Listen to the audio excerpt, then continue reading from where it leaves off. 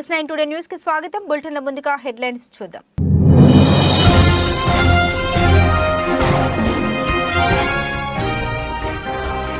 మరోసారి రెచ్చిపోయిన హౌతీ యువన్స్ బ్రిటన్ ఆయిల్ ట్యాంకర్ పై క్షిపణితో దాడి.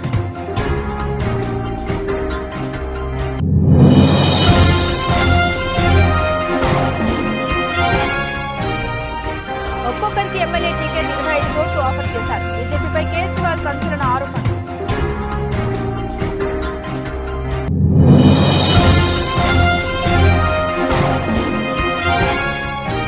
మరాఠా రిజర్వేషన్ల ఆందోళనకు పురస్కారం. దీక్ష విరమించిన మనోజ్ ఝరాంగే.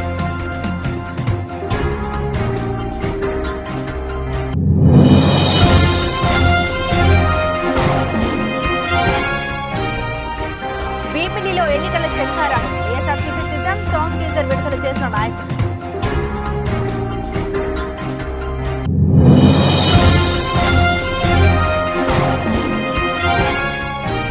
టార్గెటెడ్ లోక్సభ ఎన్నికలపై బీజేపీ ఫోకస్. రంగంలోకి అమిత్ షా.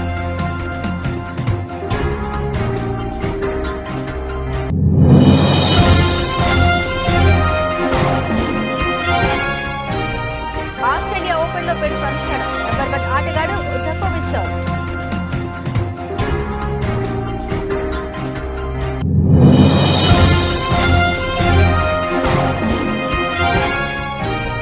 అనుకున్న తేదీకే పుష్పాతిథులు మరోసారి కన్ఫర్మ్ చేసిన టీం.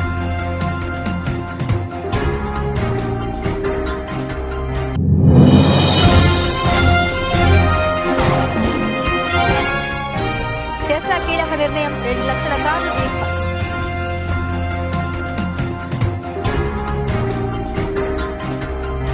డీటెయిల్స్ చూస్తే ఎర్ర సముద్రంలో వాణిజ్య నౌకలపై దాడులు ఆగడం లేదు. యెమెన్లోని హౌతీ తిరుగుబాటుదారులు నానాటికి రెచ్చిపోతున్నారు. వాణిజ్య నౌకలే లక్ష్యంగా దాడులకు తెగబడుతున్నారు. తాజాగా మరోసారి దాడికి పాల్పడ్డారు. గల్ఫ్ ఆఫ్ ఏడెన్లో ఆయిల్ ట్యాంకులతో వెళ్తున్న బ్రిటన్కు చెందిన ఓ నౌకపై క్షిపణితో దాడి చేశారు. దీంతో కార్గో ట్యాంకులో మంటలు చెలరేగాయి. వెంటనే సిబ్బంది అప్రమత్తమై మంటలను అదుపు చేయడంలో పెను ప్రమాదం తప్పింది. ఎవరికి ఎటువంటి ప్రమాదం జరగలేదు. సౌత్ ఈస్ట్ ఎడెన్కు 60 నాటికల్ మైళ్ల దూరంలో ఈ దాడి జరిగింది. దాడి అనంతరం యుద్ధ నౌకలు ఆ ప్రాంతంలో మోహరించినట్లు యూకే మారిటైమ్ ట్రేడ్ ఆపరేషన్స్ తెలిపింది. మరిన్ని దాడులు జరిగే అవకాశం ఉన్నందున ఈ మార్గంలో వెళ్లే నౌకలు అప్రమత్తంగా ఉండాలని హెచ్చరించింది. ఇక హౌతీ తిరుగుబాటుదారులు ప్రయోగించిన ఓ క్షిపణిని తమ యుద్ధ నౌకలు కూల్చివేసినట్లు అమెరికా మిలిటరీ తెలిపింది. Welcome to The Journalist. The new situation in the Red Sea is getting worse because the Houthis are trying very hard to fight US and UK troops. From their base in Yemen, the Houthis are using every tool they have to target US Navy ships in the Red Sea. At least 8 of the Houthis' efforts to attack the US Navy have been stopped so far. But the rebel group backed by Iran has not given up. 8 rounds of attacks have been carried out in the area against the Houthis, going after ships with ties to Israel. But after the attacks, they said they would also go after US ships, which made things very tense in the Red Sea. Last night, the US and UK armies fired up to 30 rounds in their 8th attack on Houthi sites in western Yemen. 4 Royal Air Force RAF Typhoons were used in the attacks, according to UK Defence Minister Grant Shapps. On Monday, the US and UK, along with Australia, Bahrain, Canada, and the Netherlands, said they would launch 8 strikes against Houthi underground, storage, rocket, and monitoring bases. The aim of these precision Aam Aadmi Party అధినేత Delhi CM Kejriwal కేంద్రంలోని BJP ప్రభుత్వంపై సంచలన ఆరోపణ చేశారు. ఢిల్లీలోని ఆమ్ Aadmi party ప్రభుత్వాన్ని కూల్చాలని BJP చూస్తుందని Twitter వేదికగా ఆరోపణ గుప్పించారు. ఇటీవల ఢిల్లీలోని మా 7 ఎమ్మెల్యేలని బీజేపీ సంప్రదించిందని, కొన్ని రోజుల తర్వాత కేజ్రీవాల్ను అరెస్టు చేస్తున్నాం, ఆ తర్వాత ఎమ్మెల్యేలపై విరుచుకుపడతామని బెదిరింపులకు గురి చేశారని అన్నారు. 21 మంది ఎమ్మెల్యేలతో చర్చలు జరిపారు. ఇతరులతో కూడా మాట్లాడుతున్నారని తెలిసింది. 25 కోట్లు ఇచ్చి ఎన్నికల్లో బీజేపీ టికెట్పై పోటీ చేసేందుకు అవకాశం ఇస్తామంటున్నారని బీజేపీపై కేజ్రీవాల్ సంచలన ఆరోపణ చేశారు. బీజేపీ పెద్దలు 21 మంది ఎమ్మెల్యేలను సంప్రదించారని చెబుతున్నా మా సమాచారం ప్రకారం ఇప్పటి వరకు 7 ఎమ్మెల్యేలను సంప్రదించారని, వారందరూ బీజేపీ ఆఫర్ తిరస్కరించామని నాతో చెప్పారని కేజ్రీవాల్ అన్నారు. లిక్కర్ స్కామ్పై దర్యాప్తు చేసేందుకు నన్ను అరెస్టు చేస్తారని బీజేపీ ప్రచారం చేస్తోందని, కానీ లిక్కర్ స్కామ్ పేరుతో నన్ను అరెస్టు చేసి ఢిల్లీలోని ఆమ్ ఆద్మీ పార్టీ ప్రభుత్వాన్ని పడగొట్టేందుకే బీజేపీ కుట్ర పన్నుతుందని కేజ్రీవాల్ ఆగ్రహం వ్యక్తం చేశారు. చేశారు. గత 9 ఏళ్లలో ఆ ప్రభుత్వాన్ని కూల్చేందుకు ఎన్నో కుట్రలు కూడా చేశారు. కానీ అవి ఏమాత్రం విజయం సాధించలేదు. దేవుడు ప్రజలు ఎల్లప్పుడూ మాకు మద్దతుగా ఉన్నారు. ఆ ఎమ్మెల్యేలంతా ఐక్యంగా కలిసి ఉన్నారని కేజ్రీవాల్ అన్నారు. ఈసారి కూడా బీజేపీ తమ దుర్మార్గపు ఉద్దేశాలతో విఫలమవుతోంది. ఢిల్లీ ప్రజల కోసం ఆ ప్రభుత్వం ఎంత కృషి చేసిందో ప్రజలకు తెలుసు. బీజేపీ ఎన్ని అడ్డంకులు సృష్టించినా యాప్ చాలా సాధించిందని కేజ్రీవాల్ అన్నారు. ఢిల్లీ ప్రజలు యాప్ను అమితంగా ప్రేమిస్తారు. ఎన్నికల్లో యాప్ను ఓడించలేరు. కాబట్టి నకిలీ మద్యం కుంభకోణం సాగుతో నన్ను అరెస్టు చేసి ప్రభుత్వాన్ని పడగొట్టాలని బీజేపీ ప్రయత్నాలు చేస్తుందని ఢిల్లీ సీఎం అరవింద్ కేజ్రీవాల్ విమర్శించారు. नमस्कार। शराब घोटाला पिछले 2 साल से ये शब्द आपने कई बार सुना होगा। 2 साल से बीजेपी की सारी एजेंसीज कई रेड मार चुकी हैं, कई लोगों को गिरफ्तार कर चुकी हैं, लेकिन अभी तक एक भी पैसे का हेरफेर कहीं नहीं मिला, कहीं से एक भी पैसा नहीं मिला। अगर भ्रष्टाचार वाकई हुआ है तो इतने करोड़ों रुपए गए कहां? क्या सारा पैसा हवा में गायब हो गया? सच्चाई यह है कि किसी तरह का कोई भ्रष्टाचार हुआ ही नहीं। अगर होता तो पैसा भी मिलता। ऐसे फर्जी केस में आम आदमी पार्टी के कई नेताओं को इन्होंने अभी तक जेल में रखा हुआ है। किसी के भी खिलाफ कोई सबूत नहीं है, कुछ साबित नहीं हो रहा, खुलेआम गुंडागर्दी चल रही है, किसी को भी पकड़ के जेल में डाल दो। अब बीजेपी मुझे गिरफ्तार करना चाहती है। मेरी सबसे बड़ी संपत्ति, मेरी सबसे बड़ी ताकत मेरी ईमानदारी है। झूठे आरोप लगा के, फर्जी समन भेज के ये मुझे बदनाम करना चाहते हैं, मेरी ईमानदारी पे चोट करना चाहते हैं। इन्होंने मुझे समन भेजे हैं। मेरे वकीलों ने मुझे बताया कि ये समन गैर कानूनी है। क्यों गैर कानूनी है? ये मैंने इनको विस्तार से लिख के भेजा है। मैंने बताया है कि उनके समन कैसे गैर कानूनी है, लेकिन उन्होंने मेरी एक भी बात का जवाब नहीं दिया। इसका मतलब उनके पास मेरी बातों का जवाब नहीं है। इसका मतलब वे भी मानते हैं कि उनका नोटिस गैर कानूनी है। क्या मुझे एक गैर कानूनी समन का पालन करना चाहिए? अगर कानूनी रूप से सही समन आएगा तो मैं पूरा सहयोग करूंगा। बीजेपी का मकसद जांच करना तो है ही नहीं। इनका मकसद तो लोकसभा चुनाव में मुझे प्रचार करने से रोकना है। ठीक लोकसभा चुनाव के पहले इन्होंने मुझे समन भेजा है। क्यों? इस जांच को चलते 2 साल మరాఠా రిజర్వేషన్ల కోసం సాగుతున్న ఆందోళనకు ఫుల్ స్టాప్ పడింది. మరాఠా ఉద్యమకారుల డిమాండ్లకు మహారాష్ట్ర ప్రభుత్వం తలొగ్గింది. డిమాండ్లను నెరవేరుస్తామని రాష్ట్ర ప్రభుత్వం ఇచ్చిన హామీ మేరకు మరాఠా రిజర్వేషన్ ఉద్యమ నాయకుడు మనోజ్ జరంగే పాటిల్ తన ఆందోళన విరమించారు. సీఎం ఏకనాథ్ షిండే నవీ ముంబైలోని దీక్ష శిబిరానికి చేరుకుని మనోజ్ జరంగేకి పళ్లరసం ఇచ్చి నిరాహార దీక్షను విరమింపజేశారు. అలాగే రిజర్వేషన్లపై ప్రభుత్వ హామీలకు సంబంధించిన పత్రాన్ని జరంగేకు సీఎం షిండే అందించారు. అనంతరం సీఎం ఏకనాథ్ షిండే మనోజ్ జరంగే ఇద్దరు కలిసి నవీ ముంబైలో ఛత్రపతి శివాజీ విగ్రహానికి పూలమాల వేసి నివాళులర్పించారు. వాస్తవానికి మరాఠా రిజర్వేషన్లు శనివారం ఉదయం 11 గంటల వరకు ప్రభుత్వానికి మనోజ్ జరంగే అల్టిమేటం ఇచ్చారు. తమ డిమాండ్ నెరవేర్చని పక్షంలో ముంబై నగరాన్ని ముట్టడిస్తామని హెచ్చరించారు. ఆజాద్ మైదాన్ దగ్గర ఆందోళనకు మరాఠా ఉద్యమకారులు ఏర్పాట్లు చేసుకున్నారు. తమ డిమాండ్లపై ప్రభుత్వం స్పందించకుంటే ఆజాద్ మైదానం వరకు పాదయాత్ర చేస్తామని జరంగే హెచ్చరించారు. ఆజాద్ మైదాన్కు బయలుదేరిన తర్వాత నిర్ణయాన్ని వెనక్కి తీసుకునేది లేదని, రిజర్వేషన్ డిమాండ్ సాధించిన తర్వాత ఇళ్లకు వెళ్తామని స్పష్టం చేశారు. అయితే గత అర్ధరాత్రి ప్రభుత్వ ప్రతినిధుల బృందం జరాంగేతో చర్చలు జరిపింది. హామీలు నెరవేరుస్తామంటూ ప్రభుత్వం మంచి భరోసా ఇచ్చింది. ఆ మేరకు ఆర్డినెన్స్ ముసాయిదాను కూడా విడుదల చేసింది. దీంతో ఆందోళన విరమిస్తున్నట్లు జరాంగే ప్రకటించారు. మొత్తానికి మరాఠా రిజర్వేషన్ల ఆందోళన ప్రశాంతంగా ముగియడంతో మహారాష్ట్ర ప్రభుత్వం ఊపిరి పీల్చుకుంది.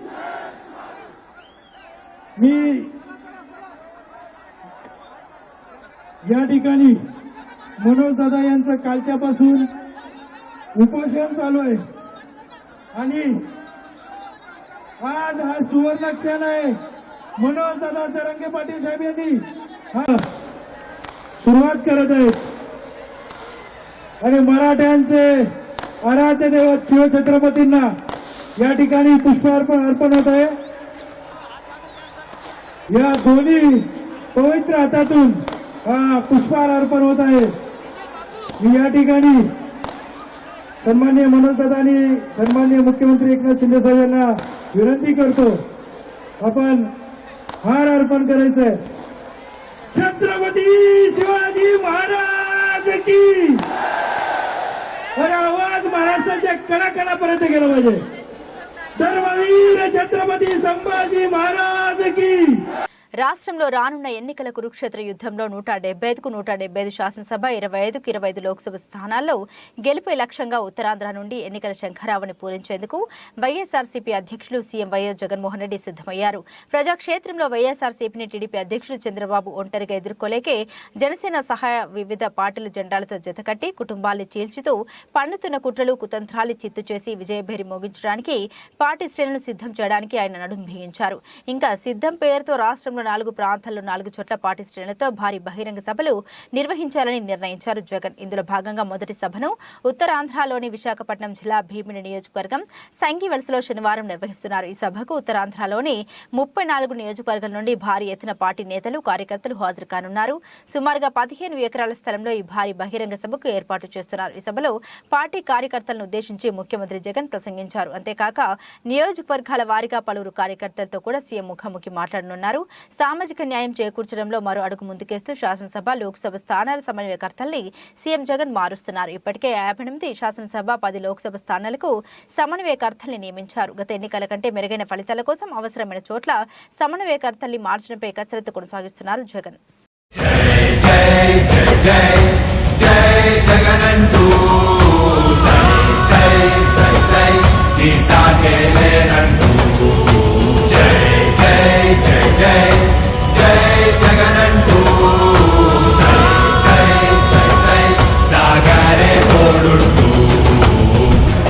ఎంతమంది కలిసొచ్చిన ఎన్నికల యుద్ధం కార్యకర్తలే కదం తొక్కేందుకే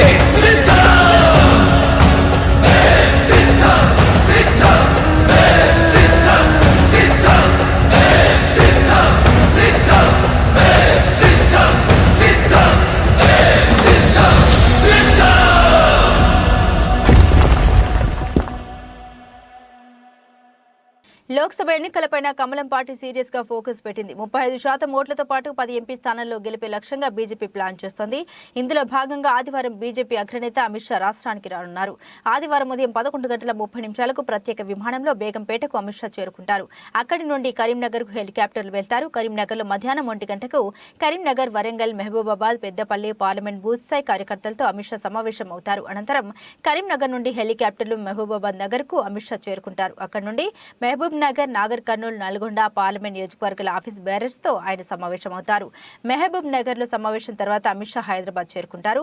ఫిలిం నగర్ జేఆర్సీ కన్వెన్షన్ లో జరిగే మహిళా సమ్మేళనంలో ఆయన పాల్గొంటారు. 2000 మందితో మహిళా సమ్మేళనం జరిపేందుకు తెలంగాణ బీజేపీ ప్లాన్ చేస్తోంది. हमारे भारतीय जनता पार्टी के अध्यक्ष जिनकी प्रजा संग्राम यात्रा में मैं आज यहाँ पर आया हूँ कि जब भी तेलंगाना में भारतीय जनता पार्टी की सरकार बनेगी 2024 में तेलंगाना में भारतीय जनता पार्टी की सरकार बनने वाली है। मित्रों, आज मैं बंदी संजय की प्रजा संग्राम यात्रा में आया। आजादी के वक्त पैदल यात्रा करने वाले हमने देखे, मगर आज भी तेलंगाना की जनता की सुखाकारी के लिए इस संग्राम यात्रा लेकर संजय बंदी निकले। ये 5 चरणों में चलने वाली है और हर चरण लगभग 50 से 60 दिन का रहेगा। मेरी दाई और जो लोग इनके साथ यात्रा में पैदल चल रहे हैं वो सभी बैठे हैं, उनको भी मैं शुभकामनाएं देता हूं। और जब ये यात्रा 5 चरण समाप्त कर वापस हैदराबाद पहुंचेगी, 119 विधानसभाओं का दौरा कर पहुंचेगी। బీఆర్ఎస్ అధినేత కేసీఆర్ అధ్యక్షతన ఎర్రవల్లిలోని మాజీ సీఎం కేసీఆర్ ఫామ్ హౌస్ లో బీఆర్ఎస్ పార్లమెంటరీ పార్టీ సమావేశం నిర్వహించారు. ఈ సమావేశానికి పార్టీ వర్కింగ్ ప్రెసిడెంట్ కేటీఆర్, హరీష్ రావు, లోక్సభ, రాజ్యసభ సభ్యులు హాజరయ్యారు. పార్లమెంట్ బడ్జెట్ సమావేశాల్లో అనుసరించాల్సిన వ్యూహాలపై చర్చించారు. రాబోయే పార్లమెంట్ బడ్జెట్ సమావేశాలపైన అవలంబించాల్సిన వ్యూహం పైన ఈరోజు BRS party Lok Sabha parliamentary party సమావేశం జరిగింది. ముఖ్యంగా మరి ఇప్పుడు జరుగుతున్నటువంటి పార్లమెంట్ సమావేశం ఈసారి లాస్ట్ పార్లమెంట్ సమావేశం జరగబోతా ఉంది. మరి 31వ తేదీ నుంచి బడ్జెట్ సమావేశాలు ప్రారంభమై 10 రోజుల పాటు జరుగుతాయని చెప్పి ఇప్పటికే మరి పార్లమెంట్ నుంచి ప్రకటించిన విషయం కూడా మనందరికీ తెలుసు. అయితే ఈ 10 రోజుల పార్లమెంట్ సమావేశాల్లో బీఆర్ఎస్ పార్టీ తరఫున అటు లోక్సభలో ఇటు రాజ్యసభలో ఏ రకమైనటువంటి వ్యూహాన్ని అవలంబించారనే దాని మీద దాదాపు 3.5-4 గంటలు చర్చించడం జరిగింది.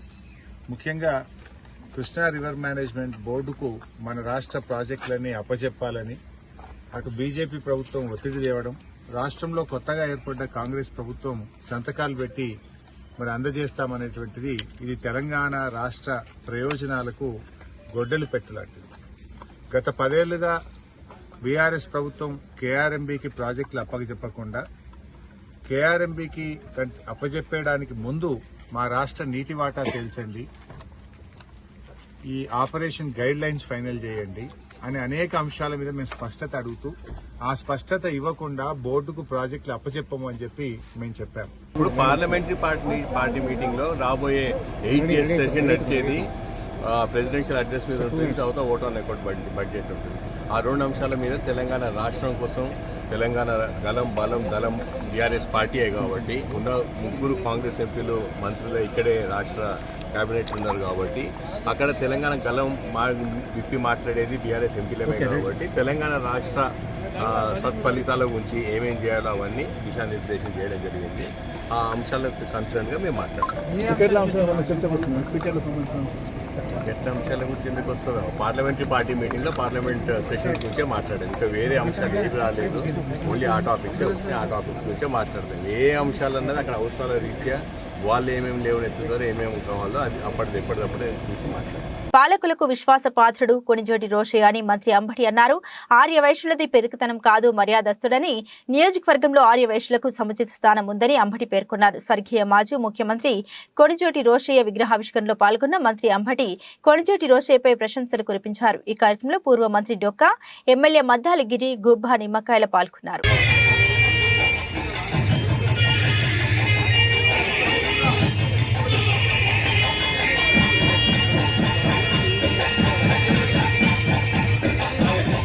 जोहार डॉक्टर रोशे गारू, जोहार पंडित रोशे गारू, जोहार पंडित रोशे गारू. ఆవిష్కరించుకున్నాము అనేటటువంటి విషయం రోసే గారి గురించి అత్యద్భుతంగా అందరూ చెప్పారు. ఆయన యొక్క గొప్ప 15వ ఆంధ్రప్రదేశ్కి 15వ రాష్ట్ర ముఖ్యమంత్రిగా ఉమ్మడి ఆంధ్రప్రదేశ్లో చేశారు. అదేవిధంగా ఎన్నో ఎమ్మెల్సీ పదవులు, ఎంపీ పదవులు. జగ్గేపేట నియోజకవర్గాన్ని అన్ని రంగాల్లో అభివృద్ధి చేసింది తానని మాజీ శాసనసభ్యుడు శ్రీరామ్ తాతయ్య ఎటువంటి పనులు చేయలేదని ఉదయభాను విమర్శించారు. పైగా తాను అభివృద్ధి చేస్తుంటే ప్రజలకు ఎక్కడ మంచి జరుగుతోందో అని ఓర్వలేక కోర్టులో కేసులు వేయిస్తూ అభివృద్ధి విఘాతంగా మారారని ఆగ్రహం వ్యక్తం చేశారు. శ్రీరామ్ తాతయ్య చేసిన అభివృద్ధి ఏంటో నిరూపించుకోవాలని సవాల్ విసిరారు. నేను 99 నుండి 2009 వరకు కూడా 2 సార్లు ఎమ్మెల్యేగా పనిచేశాను. గతంలో ఈ 2 సార్లు ఎమ్మెల్యేగా పనిచేసినప్పుడు ఒకసారి అధికారంలో ఉన్నాను, ఒకసారి ప్రతిపక్షంలో ఉన్నాను. ప్రతిపక్షంలో ఉన్నప్పుడు కూడా నేను అభివృద్ధి చేశాను నియోజకవర్గాన్ని. అలానే అధికారం ఉన్నప్పుడు కూడా అనేక రకాలుగా అభివృద్ధి చేశాను. వైద్య రంగంలో కానీ, అలానే జగ్గేపేటలో అనేక రకాల కన్స్ట్రక్షన్స్ కానీ, నియోజకవర్గంలో పెను మార్పులు కానీ, అలాగే అగ్రికల్చర్ పాలిటెక్నిక్ కళాశాల కూడా నేనున్న హయాంలో 2వ ఎమ్మెల్యే అయినప్పుడు నేను తీసుకొచ్చాను. గురుకుల పాఠశాల నా హయాంలో నేను ల్యాండ్ ఎక్విజిషన్ చేశాను, నా హయాంలో శంకుస్థాపన చేశాను. అలానే జగ్గేపేటలో కళ్యాణ మండపాలు, తిరుమల తిరుపతి దేవస్థానం కళ్యాణ మండపాన్ని శంకుస్థాపన చేశాను. అలానే town hall, Visakhapatnam steel plant town hall ప్రభుత్వ నిధులు కావు, సిఎస్ఆర్ ఫండ్స్తో ₹1 కోటి దాన్ని అభివృద్ధి చేశాను. అలానే అనేక రకాలుగా వ్యవసాయ రంగంలో కానీ, విద్యారంగంలో కానీ, ఇరిగేషన్ రంగంలో కానీ అనేక రకాలుగా మేము అభివృద్ధి చేశాం. తర్వాత వచ్చిన శాసనసభ్యుడు తెలుగుదేశం సంబంధించిన శ్రీరామ్ తాతయ్య, ఆయన హయాంలో నేను పలాందు చేశానని చెప్పనండి.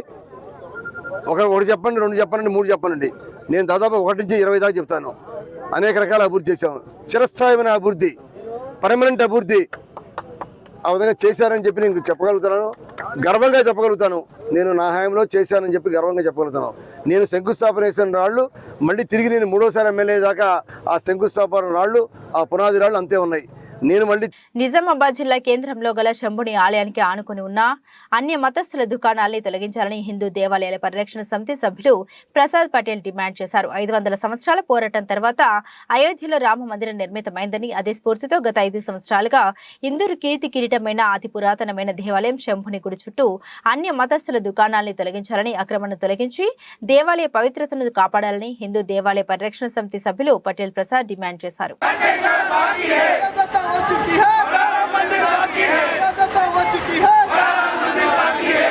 ఇక్కడనే 16 సంవత్సరాల క్రితం మందిర్ కోసం కొబ్బరికాయలు అమ్ముకోవడానికి ఒక గదిని నిర్మిస్తే అన్య మతస్థుడు వచ్చి కూర్చుండి ₹1 రెంట్ కట్టకుండా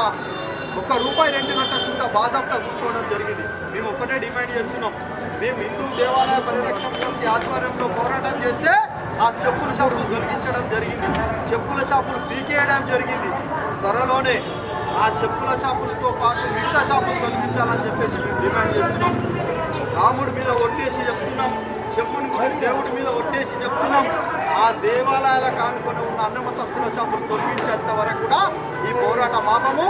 తొలగించకపోతే మేమే స్వయాన నిర్ణయం తీసుకోవాల్సి వస్తుందని చెప్పేసి హెచ్చరించడం జరుగుతుంది. ముఖ్యమంత్రి వైఎస్ జగన్మోహన్ రెడ్డి సంక్షేమ పాలనలో సంక్షేమం అభివృద్ధి పరుగులు పెడుతోందని ప్రభుత్వ విప్ సామ్ని దుబాను పేర్కొన్నారు. జగ్గేపేట మండలం చిల్లకలు గ్రామం జంగల కాలనీ నందు 18 లక్షల రూపాయలతో నిర్మించిన సీసీ రోడ్డు, డ్రైన్లు, 83 లక్షల రూపాయలతో నూతనంగా నిర్మించిన గ్రామ సచివాలయం, రైతు భరోసా కేంద్రం, వెల్నెస్ సెంటర్ను శుక్రవారం రాత్రి ప్రభుత్వ విప్ శాసనసభ్యులు సామ్ని దుబాను ప్రారంభించారు. ఈ సందర్భంగా దుబాను మాట్లాడుతూ కరోనా విపత్కర సమయాల్లో కూడా రాష్ట్రంలో అభివృద్ధి సంక్షేమ పథకాలు ఏ రాష్ట్రంలో లేని విధంగా కొనసాగాయని పేర్కొన్నారు. సచివాలయ వ్యవస్థ ద్వారా గడప వద్దకే పాలన చేరువైందని వివరించారు. సచివాలయం నూతన కార్యాలయం బిల్డింగ్, అలానే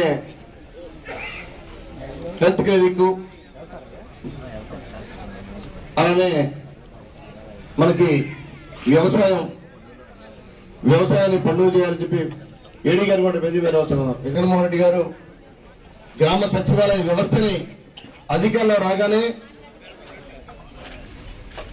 ఆగస్టు 15 నుండి 2019 ఆగస్టు 15 నుండే మనకి గ్రామ సచివాలయ వ్యవస్థ వాలంటీర్ల వ్యవస్థను ఏర్పాటు చేశారు.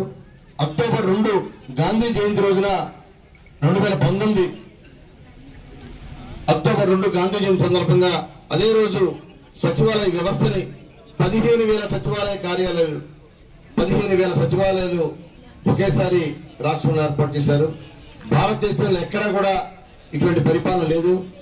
సచివాలయ వ్యవస్థ అనేది అందరూ కూడా ఇవాళ కేంద్రంలో ఉన్న ప్రధానమంత్రి మోడీ కూడా, కేంద్ర మంత్రులు, ఇతర రాష్ట్ర ముఖ్యమంత్రులు కూడా సచివాలయ వ్యవస్థ గురించి చూడటానికి, అధ్యయనం చేయడానికి అనేక మంది ముఖ్యమంత్రులు సైతం కూడా సచివాలయ వ్యవస్థ మా గ్రామాలు, మా రాష్ట్రాల్లో కూడా మేము చేస్తామని చెప్పి ముందుకొచ్చారు. అంటే పరిపాలన చాలా భేషుగా ఉంది.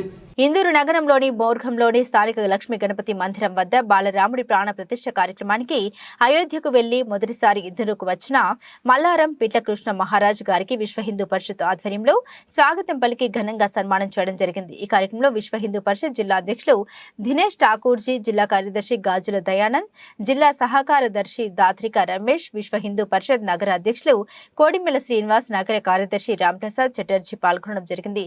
జై శ్రీరామ్, భారత్ మాతాకి జై అన్నారు. ఆస్ట్రేలియా ఓపెన్ 2024లో పెను సంచలనం నమోదైంది. సెర్బియా స్టార్ ప్రపంచ నంబర్ 1 ఆటగాడు నోవాక్ జకోవిచ్ ఆస్ట్రేలియా ఓపెన్ నుండి నిష్క్రమించాడు. సెమీఫైనల్ మ్యాచ్లో అతడు యువ ఆటగాడి చేతిలో ఓటమి పాలయ్యాడు. దీంతో అతడు ఇంటి ముఖం పట్టాడు.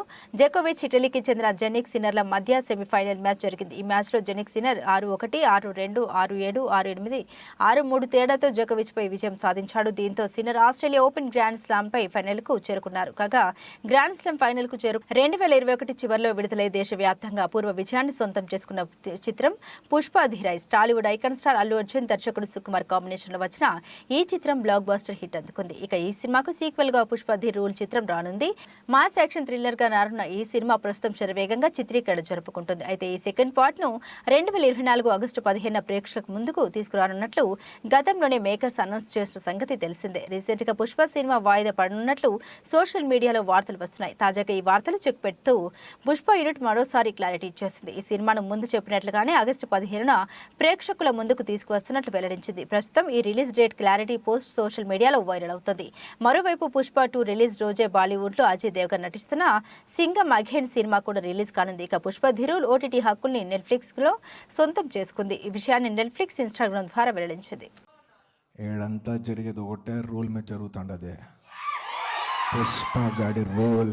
సాఫ్ట్వేర్లో సాంకేతిక లోపం తలెత్తిన సుమారు 2 లక్షల కార్లను రీకాల్ చేస్తున్నట్లు ప్రముఖ ఎలక్ట్రిక్ కార్ల తయారీ సంస్థ టెస్లా ప్రకటించింది. బ్యాకప్ కెమెరా డార్క్గా మారడంతో ఈ నిర్ణయం తీసుకున్నట్లు తెలిపింది. రివర్స్ చేస్తున్నప్పుడు అమెరికాలో టెస్లా కార్ల బ్యాకప్ కెమెరా పనిచేయడం లేదని ఫిర్యాదులు వచ్చాయి. రీకాల్ చేసిన కార్లలో 2023లో విడుదల చేసిన YSX మోడల్ కార్లు ఉన్నాయి. ఫుల్ సెల్ఫ్ డ్రైవింగ్ ఆప్షన్తో ఈ కార్లు పనిచేస్తాయి. ఇందుకోసం ఆయా కార్లో ఏర్పాటు చేసిన కంప్యూటర్ 4.0 2023 4436 లేదా 2023 4400 ద్వారా 2023 4430 సాఫ్ట్వేర్స్పై నడుస్తాయి. టెస్లా కార్లను రివర్స్ చేస్తున్నప్పుడు కెమెరా ఇమేజ్లను తొలగించడంలో సాఫ్ట్వేర్ పనిచేయడం లేదని US national highway traffic safety administration దర్యాప్తులో తేలిందని టెస్లా తెలిపింది. దీనివల్ల కార్లు ప్రమాదానికి గురైనట్లు ఆధారాలు లేవని టెస్లా పేర్కొంది. కానీ సాఫ్ట్వేర్ లోపం వల్ల కార్లు క్రాష్ అయ్యే ముప్పు ఉందని US national highway traffic safety administration హెచ్చరించింది. గతేడాది డిసెంబర్ చివరిలో కార్ల యజమానులు తమకు ఫిర్యాదులు చేశారని టెస్లా తెలిపింది. ఈ నెల 12న సదరు కార్లను రీకాల్ చేయాలని టెస్లా నిర్ణయించినట్లు తెలుస్తోంది. ఈ నెల 22న 81 మంది కార్ల యజమానుల నుండి సమస్యపై వారంటీ క్లెయిమ్లు వచ్చాయని తెలిపింది.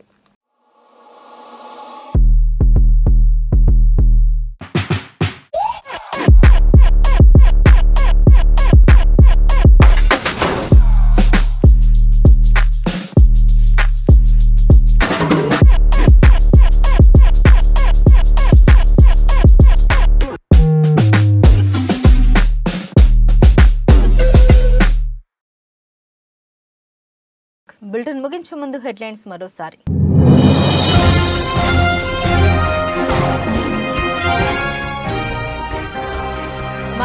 రెచ్చిపోయిన హౌతీ వెపన్స్. బ్రిటన్ ఆయిల్ ట్యాంకర్పై క్షిపణితో దాడి.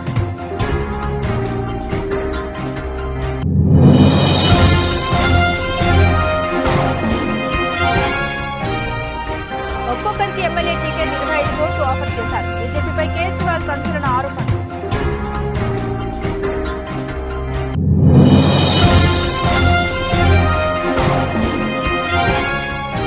మరాఠా రిజర్వేషన్ల ఆందోళనకు పిలుస్తాం. దీక్ష విరమించిన మనోజ్ జరాంగే.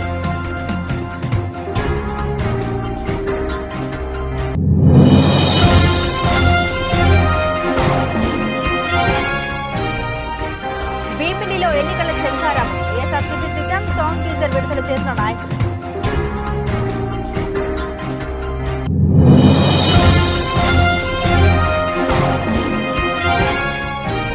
టార్గెటెడ్ లోక్సభ ఎన్నికలపై బీజేపీ ఫోకస్. రంగంలోకి అమిత్ షా.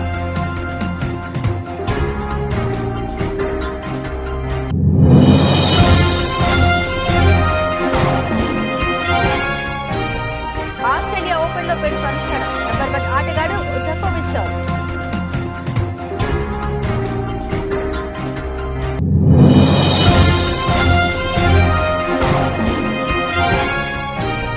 అనుకున్న తేదీకే పుష్ప ధిరు మరోసారి కన్ఫర్మ్ చేసిన టీం.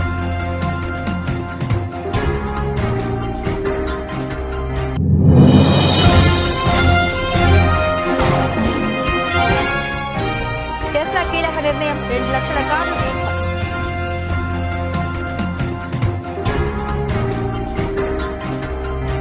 ఇవి బులెటిన్లోని విశేషాలు. తిరిగి మరో బులెటిన్తో మళ్ళీ కలుసుకుందాం. సెలవు.